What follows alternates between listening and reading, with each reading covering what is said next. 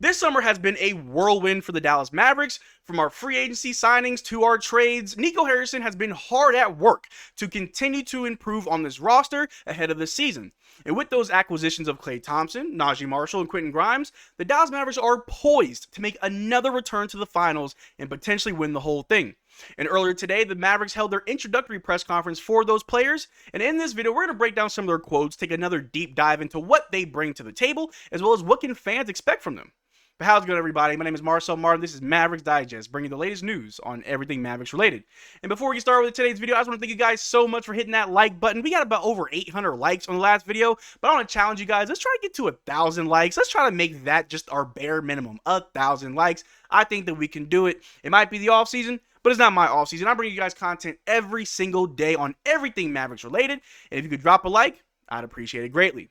But like I said, our offseason has been just crazy. We made it to the finals where we did lose in 5 games to the Boston Celtics. And even then, the Mavericks were not down and out. It wasn't the end of the Mavericks era. It wasn't the end of the Luka era. We were still ready to compete after we made a few moves in this past trade deadline, getting PJ Washington and Daniel Gafford. The team looked very good. And even though we had an injured Luka, we had an injured Maxey, guys weren't at 100%. It was a lot of guys' first playoff run, let alone their first finals appearance.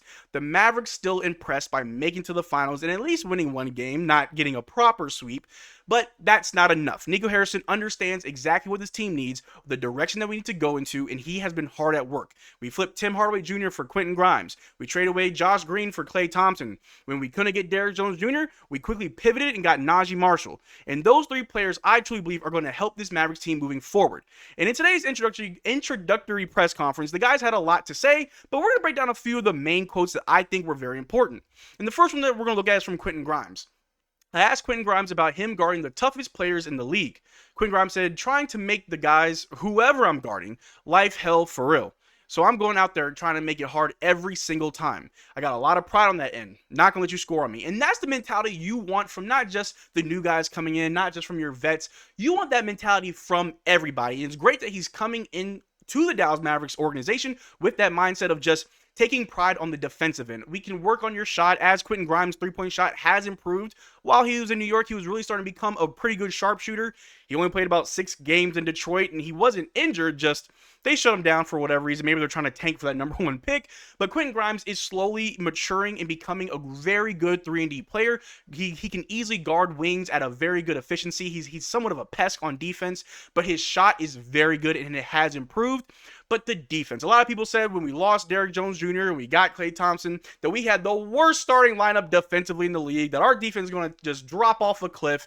And that's just not true. If you have Quentin Grimes and Naji Marshall, even if they're coming off the bench, that is a boost to our defense because we had Tim Hardaway Jr. off the bench, who doesn't play defense. And Josh Green was a pretty solid defender, maybe an average defender. He was always having a hard time getting around those pick and roll screens. But with Naji Marshall, Quentin Grimes, that is a boost to the team's defense, but also our bench defense. But continuing with Quentin Grimes on playing with Luka Doncic. He says he makes everybody else's job on the court easier.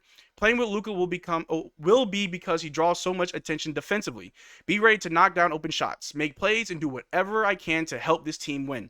The key word is knocking down open shots. We all saw how that was a big problem in the finals. For the majority of the playoffs, it was here or there, hit or miss. But in the finals, specifically, no one was really hitting their open shots. It felt like we hit our contested shots at a better percentage than our open shots. But a lot of people understand it's just a fact. The Dallas Mavericks, Luka and Kyrie, are very good at getting guys open, getting them their just amazingly open looks, whether you're just sitting in a corner waiting for the ball or Luka Doncic is just getting blitzed on every single play, that you will be open. So as long as you are ready and you stay ready, you'll be good. And Quentin Grimes understands that. And I can see him being just an amazing 3-point threat for us. Maybe not the best 3-point shooter on the league, but if he continues in the trajectory that he's going on, and as long as he's got someone like Klay Thompson, who I think will be a big mentor to all of our shooters, the future will be bright for someone like Quentin Grimes alongside the Dallas Mavericks. And just continuing, during the 23 offseason, Quentin Grimes worked with JJ Redick to work on his shooting. Grimes sought out Redick to work on different movement shooting, knowing Redick's reputation. There is no shortage of players to learn from in Dallas, and I thought that was something that needs to just be highlighted. Not only is Quentin Grimes just becoming a better 3-point shooter, he wants to be a better shooter, just period. Personally, going out and seeking someone like JJ Redick to work on his shot shows a dedication. Obviously, he loves the defense. He takes pride on that defense, but we also need to make sure that our guys can score. And knowing that last summer he was working with JJ Redick, and I'm sure he's probably going to work with Klay Thompson, maybe with, well, JJ Redick is the head coach for Lakers, so I'm sure he's not going to work with him this summer, but I'm pretty sure Quentin Grimes is not going to just lay off on improving his three-point shot. He will continue to find those mentors, find those great shooters to help his shot. I don't know. A lot of people said Dirk needs to come out and help our shooters. I'd love to see it. I mean, we see Tyson Chandler working with our bigs. Why not Dirk? Come help our shooters out. But I'm sure, like I said earlier, Klay Thompson will be a good mentor for these guys. And they're young. They all are within the same age range, which will be great for us in the long term. But the other part that we are going to talk about is Naji Marshall. And I alluded to it earlier, how losing Derrick Jones Jr., a lot of people think that, we don't have a point of attack defender, our defense is bad. That seems to be the main talking point. Our defense is now worse, which I don't agree with that. I think our defense in some ways has gotten better, but it definitely didn't fall off. But I'm not the only one who thinks that. Naji Marshall being a very versatile defender, but don't take it from me. Here's a quote that we're going to look at from Michael Finley himself, saying he has the ability to guard 1 through 5 if need be on Naji Marshall. Now, will that be effective? Will he be able to lock down anybody 1 through 5? That is to be seen. But if Michael Finley, who is the assistant GM, who's very involved with the Mavericks and everything that goes on, obviously knows something about Naji Marshall, and if you watch any of his highlights, he is a pest on defense. Take someone like Pat Beverly, but has that dog in him, where Pat Beverly's more like a chihuahua. You look at Naji Marshall, that's a pit bull out there. We saw in the first round of the playoffs where even though the Pelicans did lose to the Thunder, Naji Marshall did not take it easy on Shai Gilgeous-Alexander, locking him up. And even though, use the term lock up loosely, but still just playing that tenacious defense, having that tenacity, having that want and drive to play defense, just like Quentin Grimes, is going to be essential for both of their success with the Dallas Mavericks. And not only the defense, but Naji Marshall is a pretty good playmaker. He knows how to read the floor, knows about ball movement, on ball and off ball. I think that Naji Marshall can be one of our flex players where if someone's hurt at the 2 or the 3, Naji, just go and start for them. Or if someone's just out for a night, just put in Naji. I think out of all of our players, Naji Marshall might be the easiest plug-and-play player for any lineup, for any situation. And just like Quentin Grimes, Naji Marshall's three-point shot is improving as well. It's not the prettiest thing, but it is getting better, and if he can continue on that trajectory, just like Quentin Grimes, again, he will have a very successful career here in Dallas, and I hope he stays here in the long term. But something else about Naji Marshall that I definitely want to take a look at is just his winning attitude. Having players that come in that understand that we're not just playing alongside Luka, hoping to make the playoffs and let whatever happens. We just made the finals, and we want to not just go back, we want to win the finals. And you have to have that winning mentality. And Naji Marshall definitely has that winning mentality with this quote right here. Naji Marshall said, "I told everybody we were going to win a championship."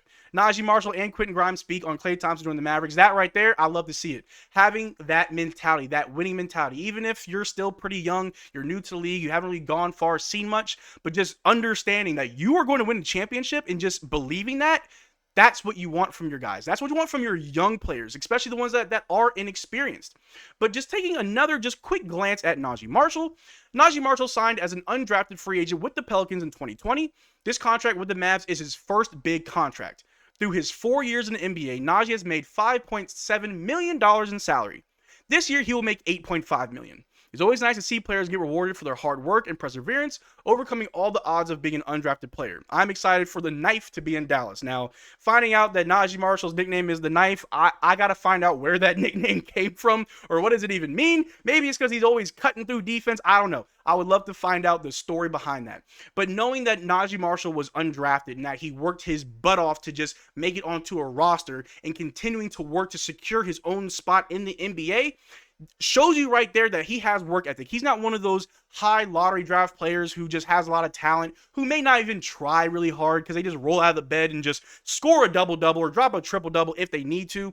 Naji Marshall knows what it takes to make it in the NBA. He knows what hard work is, and he's not a slouch at all.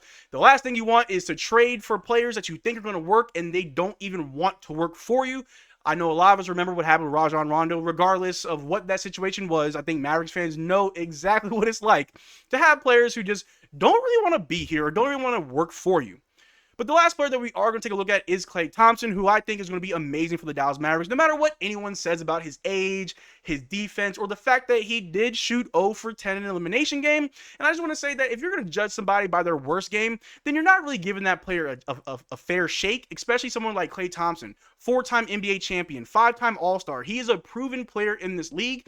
And one thing that a lot of people need to understand is if you're not mentally there for your team, if you're already having off-court issues, it's going to reflect on-court. And not many players who are disgruntled and unhappy with their organization are going to go out there and in the brightest of lights still shine. Klay Thompson, for all intents and purposes, was just not checked in. He was ready to leave the team. They didn't give him an extension, didn't even give him a real offer. And Klay Thompson just wants to play winning basketball, and that's the only thing that Mavericks fans should be worried about. If we take a look at one of these quotes right here, Klay Thompson on why he picked the Mavericks, saying Dallas was so attractive because of the young players they have, the style of play, the world-class treatment these players get from their organization, and a beautiful city that loves their hoops. And you're not wrong, Klay Thompson. We sure are a beautiful city who loves their hoops. I'm not sure if you're going to get a statue next to Dirk. We may give you like a little plaque in the hallway somewhere. But all jokes aside, I mean, it's good to know that an all-star, a future Hall of Famer, and an NBA champion like Klay Thompson understands that Dallas isn't just some rinky-dink town, some small market who, okay, you won a chip about 10 plus years ago, but who are you now? He sees the value in this team. He sees what Luka and Kyrie were able to do. And one of the big selling points to get Klay Thompson to the Mavericks was Kyrie Irving, saying that Kyrie Irving had told Klay Thompson that the best part about being the Mavericks was being able to reinvent himself. Come here, no distractions, play basketball, play winning basketball, and people will love you for it. And for a player like Klay Thompson, who was just on a dynasty of the Golden State Warriors, but towards the end, not really feeling that love from him. I mean, he just saw his teammate and Draymond Green knock out another teammate and then get a $100 million contract. I'd feel some type of way about that too. So shout out to Kyrie Irving for helping in the recruiting process, but it's good to know that Klay Thompson really does understand what the Mavericks are and not what everyone says we are. But the last thing that we're going to look at right here, this quote, Klay Thompson on what he saw during the Mavericks finals runs, saying, I just saw myself fitting in well with this team and this personnel. They play for each other, and that's all I needed to see. There was mutual interest, and that's why I'm here. Another thing that I think that was really interesting about the whole Klay Thompson acquisition is that he was watching film on the Mavericks before we even met with him. He was envisioning himself in our system, seeing exactly where he would flourish, what he could work with, and that's amazing. We have a Hall of Famer, a future Hall of Famer, an NBA champion who is ready, who already sees how he's going to help us win a championship. He's going for number 5, Luka's going for number 1, Kyrie's going for number 2, and the Dallas Mavericks as a whole, as an organization, is looking for a second chip. And I truly believe that with Klay Thompson being a veteran, a three-point killing, one of the best three-point shooters in the league, when you got Quentin Grimes and Naji Marshall, 2 young guys that are going to really try to cement themselves as 3-and-D players, the recipe for success is right in front of us. Nico wrote it down himself, handed it off to Jason Kidd. All Jason Kidd got to do is follow the recipe, and that's perfection. The Dallas Mavericks can easily make another trip to the finals, and I truly hope and believe that they can win it this year. If not, it doesn't matter. We're not even going to talk about what happens if we don't, because all I know is that we will. But you guys let me know down in the comment section down below. Do you like these acquisitions? Do you like what you see from these guys that we got? Or is there someone else that you think that we could have gone after? Let me know. But that's all I got for you guys today. Thank you for making this far into the video. Check out our Twitter and Discord. Links in the description below. Consider becoming a channel member. We are doing another channel giveaway. The winner will be announced the first week of August. The only way to enter our giveaway is to become a channel member. But until next time, y'all take care. Drink water. Peace.